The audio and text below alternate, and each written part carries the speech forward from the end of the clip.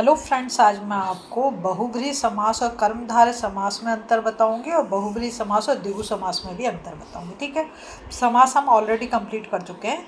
पहले समझो बहुब्रीहि समास, दोनों सेम एग्जाम्पल लिए हैं। तो कमल नयन, कमल के समान नयन है जिसके मतलब विष्णु। ठीक है, तो हम किसी तीसरे की ओर इशारा कर रहे हैं। ना तो यहाँ पे कमल प्रधान है, ना ही यहाँ पर नयन प्रधान है। कौन, किसके लिए बात कर रहे हैं हम? विष्णु के लिए। तो कमल नयन समस्त पद में कमल तथा नयन दोनों पद प्रधान नहीं है, वे अपने से अलग किसी तीसरे पद यानी विष्णु की ओर संकेत कर रहे हैं, अतः यहाँ बहुब्रीहि समास है। ठीक है, कमल नयन, इसमें कर्मधारय समास में कमल नयन ही एग्जाम्पल है, कमल के समान नयन। तो यहाँ पर क्या करें, जो नयन मतलब आंखें हैं वो किसके समान है? कमल के समान, कमल रूपी नयन। ठीक है, तो हम यहाँ पर देख रहे हैं समस्त पद में पहला पद कमल उपमान है और नयन उपमेय है, अतः दोनों पदों में उपमान और उपमेय का संबंध होने का कारण यहाँ कौन सा हो गया? कर्मधारय समास। ठीक है, कर्मधारय समास में हम क्या करते हैं? उपमा और उपमेय को देखते हैं, और बहुब्रीहि में हम क्या करते हैं? किसी तीसरे की तरफ इशारा होता है। ठीक है, अब आए बहुब्रीहि समास में। यहाँ पे एक एग्जाम्पल है तिरंगा, तीन रंगों वाला अर्थात राष्ट्रीय ध्वज। राष्ट्रीय ध्वज क्या है हमारा? तिरंगा। समस्त पद में तीन तथा रंग, यहाँ पर देखो पहले क्या आ गया? तिरंगा।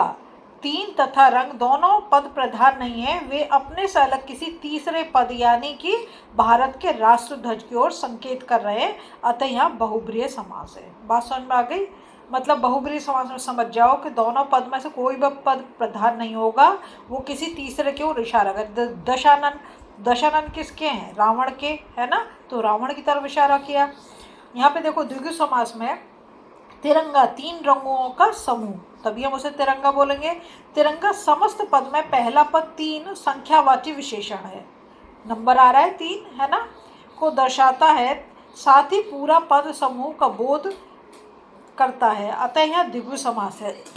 तो हमने देखो बहुत इजी है पहचान।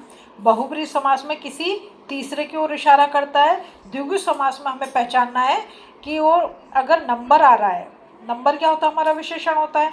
अगर नंबर आ रहा है वो विशेषण है तो क्या हो गया? द्विगु समास हो गया। ठीक है, यहाँ पर हमें क्या देखना है? दो चीज़ों को कंपेयर किया जा रहा है, एक चीज़ को दूसरी चीज़ के साथ कंपेयर करा जा रहा है, तो वो बता रहा है। ठीक है, कर्मधारय समास में बहुब्रीहि तो फिर वही कि किसी तीसरे की ओर इशारा करेगा, जब जब वो किसी तीसरे की ओर इशारा करेगा तो हम उसको क्या बोल देंगे? बहुब्रीहि समास।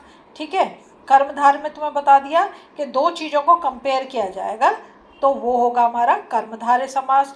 ठीक है, और द्विगु समास में क्या? नंबर आएगा पहले, तो वो हो जाएगा हमारा द्विगु समास। अगर आपको वीडियो पसंद आ रही प्लीज़ लाइक शेयर सब्सक्राइब।